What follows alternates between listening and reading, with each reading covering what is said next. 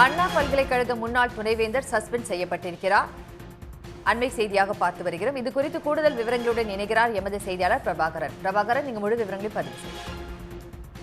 அண்ணா பல்கலைக்கழகத்தின் முன்னாள் துணைவேந்தர் வேல்ராஜ் சஸ்பெண்ட் செய்யப்பட்டிருக்கின்றார். அதற்கான உத்தரவு இன்று அவரிடம் கொடுக்கப்பட்டிருக்கின்றது. அண்ணா பல்கலைக்கழகத்திற்கு துணைவேந்தராக கடந்த 2021ஆம் ஆண்டு தேர்ந்தெடுக்கப்பட்ட அந்த பல்கலைக்கழகத்தில் மெக்கானிக்கல் துறையில் எனர்ஜி டிபார்ட்மெண்டில் பேராசிரியராக பணியாற்றிய வேல்ராஜ் தேர்ந்தெடுக்கப்பட்டார். அன்றிலிருந்து 3 வருடங்கள் அவர் பேராசிரியராக பணியாற்றினார். கடந்த 2024ஆம் ஆண்டு ஆகஸ்ட் 10ஆம் தேதி அவருடைய பதவிக்காலம் முடிந்ததும் கூட அவர் ஓய்வு பெறக்கூடிய வயதை எட்டாததால் இன்று வரை அவர் அண்ணா பல்கலைக்கழகத்தில் பணியாற்றி வந்தார். இந்நிலையில் அவர் பணியாற்றிய காலத்தில் அவர் மீது இருந்தக்கூடிய நிதி முறைகேடுகள் தொடர்பாக ஏற்கனவே புகார்கள் இருந்த நிலையில் இன்றைய தினம் சிண்டிகேட் குழு கூட்டத்தில் அவர் மீது நடவடிக்கை எடுக்க குழு என்பது சிண்டிகேட் குழு பரிந்துரை செய்தது.